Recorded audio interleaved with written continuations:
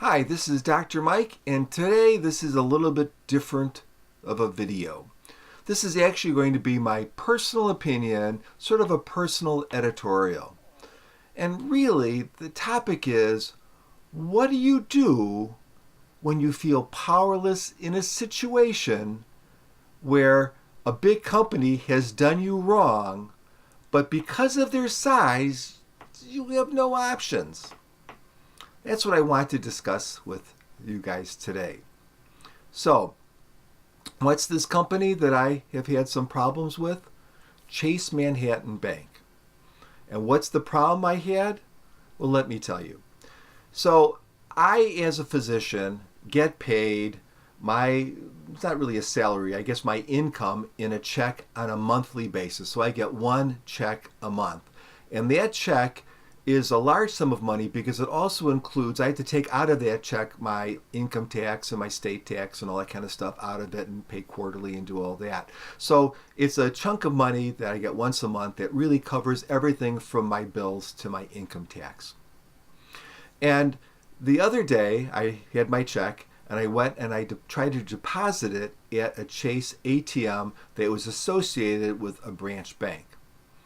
So I put my card in, do my thing, put the check in. It sucks the check up, does not return the check, and gives me a red and white screen that says basically there's a problem, and spits out this little message that says, to be sure your deposit went through, please visit one of our branches or call us at 1-800-935-9935. Banking at Chase has never been so convenient. Commercial. All right. So I had an incident about 10 years or so earlier where an ATM ate my check, and I did call the 800 number, and it was a very awful experience. And I thought, I'm not going to go through that again. I'm going to go right into the bank and talk to someone there and have it taken care of right now. I mean, here's the ATM. 50 feet away is the bank. I mean, this should all be kind of probably a pain, but it should be taken care of pretty easily. So I go to the teller. The teller tells me, really, we don't do that. Why don't you just call the 800 number? I said, well, I don't want to call the 800 number. And it says I can come to the branch. She said, well, you'll have to talk to a personal banker. So go and I wait. And of course, they're doing their thing. And I'm not expecting instant service. So I waited a bit. And finally, a personal banker came up by the name of Adam, who was a nice guy. No complaints about Adam. Takes me into his little cubicle. And I explained to him the problem, that I tried to deposit the check, that the machine malfunctioned, that I, either need them to credit that money to me or to get that check or do something so that I can use that money. Adam looks at the little sheet, looks at my accounts, because I have, by the way, and this was a business account, by the way, that I was using. So I have a business account, I have personal accounts, I have a line of credit. I mean, I've been associated with Chase Bank for well over 20 years, probably close to 25 years. I have a huge history with them. I am connected with them in many ways.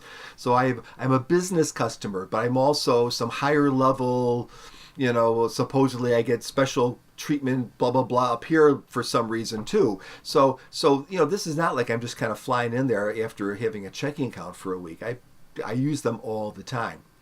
And so he looks at it, checks all my accounts, does all this different stuff, and then he winds up calling the 800 number and talks to this person on the other end of the phone and answers all these questions. Finally, he hands the phone over to me, and oh my God, I'm talking to someone overseas. Now, if you are overseas, I am not trying to insult you. You deserve a job just as well as anyone here does. But the problem that you guys don't understand is that it is very difficult to understand you. And the reason is not because you don't speak good enough English, it's because you have an accent, and then you're on these incredibly tight bandwidth cheapo transmission lines with all the static and all the noise. So we have this highly compressed kind of sound, mechanical robotic sound, plus all the noise, plus the person with an accent, and it is really, really difficult. The other thing is that there is no give or take whatsoever. Question, little cozy comment. Thank you for being so patient. And I identify myself as Dr. Kuna, Mr. Kuna, blah, blah, blah, blah. Mr. Kuna, please hold on. But it's all completely saccharine and awful. And so you go through this long, long, long list. And I said, look, you guys messed up. This is a big check. This is my monthly income check for my practice. I need to get access to that money. You either have to credit it to me, you need to check the machine, you need to do something. And he says, well, within 10 business days, we are going to launch an investigation, or we will have the investigation launched or done in 10 days. So that means up to 2 real weeks. It's going to take them up to 2 weeks to determine if I'm some big crook and trying to scam them out of this money, or I don't know what. But they can't do it. I said, why don't you just send someone? I'm in a metropolitan area. I'm at the bank itself. Just send someone. Get a technician out. I'm sure those machines get fed and changed on a daily basis. They would have to be. Or at least every other day. It's a big city, right? No, we can't do that. No exceptions. So by then, after being on the phone forever, I said, I want to escalate the case. Well, we can't escalate the case. So then eventually they were able to escalate the case. But nothing could be done. The escalation came back and it said, you have to wait 10 business days or whatever. I'm just about ready at this point to lose my mind. So I said, I want to talk to someone else above you. There is no one above that person, I'm told. So that didn't sound right. That this person in the Philippines was like next to Mr. Diamond. He's underneath the CEO of the corporation. So it goes back to the personal banker sitting across from me, who then manages to get someone. Now I'm talking to someone who I believe is stateside by the name of Jason, who is a complete jerk. And Jason basically said, too bad, this is the way it is. I said, I'm a business customer. We don't care if you have a college checking account or a business account. You're all treated the same. I said, when I repeated that back to him, he goes, don't put words in my mouth. Words in your mouth? That's what you just told me. I said, Jason, how would you feel if someone took a check of that amount from you, deposited, and then just it disappeared and would do nothing about it? And I kind of pressed him on the point. He goes, I'm not going to answer that question. Well, of course not. What would he say? So it ended up with all of this time, nothing. What can I do? I said, well, I'm going to file a complaint. Sure. So I go to the Chase website. I, by the way, research where I can file a complaint. Go back to the Chase website. Do you have a concern? There's an area. So I write all this down, it's nicely typed up, write it all down. And I send all my concerns there, why I think they need to either check the machine or get me the money and all of this kind of stuff. I get the most incredible and personal message. Here are the details you requested. We apologize for any inconvenience that this may cause you. We do have to allow time for our research team to review the claim. If you require further assistance, thank you, Customer Claims Department. So Jason doesn't give me any kind of number. Customer Claims Department is some random robot someplace. John, who I think was the person in the Philippines, I couldn't really understand his name, but I think it was John. I have no number for him. I was supposed to get an email that told me about how this was happening, what the next process was. That has never happened. And so here, Chase Bank has a huge check. Do I cancel that check? Do I have it reissued? Do I leave it there? Do I wait?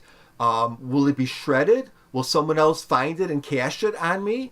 And then I'll be accused of something else. Now, I will tell you that you might think that this is trivial, but there are a lot of people out there that live month by month on their checks. These are not scum of the earth people. These are honest, hardworking folks. They have families and they have a tight budget. I have a bunch of people in my own immediate and extended family like that. I have friends that are like that this would be a major disaster in their life. So let me tell you another story that happened with me with Chase in the early 1990s. So in the early 1990s, I had a mortgage through Chase, and I used a program called Quicken. But this was the Quicken before we had online anything. This was like Quicken based on your computer. But it could, using another service, issue checks to pay your checks. And that's what I used because in those days I thought computers were cool and that was a cool thing to do, and it kept a record of everything. So I am very compulsive and I paid my mortgage every month. And so one month I got this incredibly nasty call from a woman from Chase. I mean, basically calling me, in so many words, a thief and a piece of scum, and telling me, where was our mortgage money? I apparently it was the mortgage was late. I'm like, wait a second, I know I paid it using Quicken. I paid it with my computer. I remember doing that.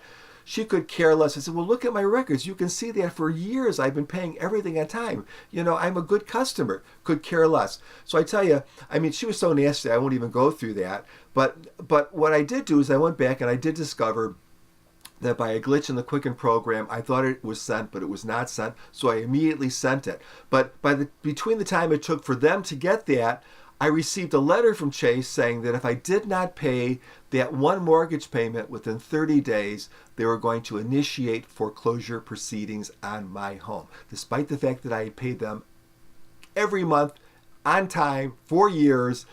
I got this threatening letter from them. Now, of course, nothing happened because I paid them, right? But so they want their money right away. They're not going to wait. They're not going to be patient. They're not going to be compassionate. They're not going to look at this poor old slob that's trying to make a mortgage payment. Yet they are the biggest bank in the U.S. They are worth trillions, I think $2.5 trillion. I'm a customer for 20 years. I have multiple accounts with them, both business and personal. I'm supposedly a higher level customer because of that. They could give two craps about me and my needs. And that's shown by this letter. It's not even signed. That's shown by the attitude of Jason, who I think was stateside. That was shown by the robotic call from John. Guys, we need to look at something here. This is not, if you remember the movie It's a Wonderful Life, there was Potter, the banker, and then the little people. And, there's a lot of themes, of course, in that movie. But the other thing was, if Potter had his way, the world would not be a good place. When the main character dies or does not exist, you see Potter takes over and things are not good because he doesn't really give a hoot about those folks below him. Well, that's kind of how I felt. I felt like I was dealing with Potter's Bank when I was dealing with Chase. They didn't give two hoots about me. They didn't care if I had bills to pay. They didn't care that they made a mistake. They didn't care that their machine screwed up and it might screw up 5 other people after me. They're going to follow their procedure, and I was, I guess, guilty until proven innocent. So if you've had a similar experience, post it. If you want to share this video, please share it. Put it on your Facebook. Put it everywhere. Maybe someone from Chase will see this and say, holy cow, we got to do something about this customer service. Because, if you don't have customers, you don't have a business. It's our money that allows them to make that $2.5 trillion. It's the money that we put in, the little guy, that allows them to make those deals. Because we're sure not getting that money back. So that's my personal opinion, and I wish I had a better one. Have a great day, everyone.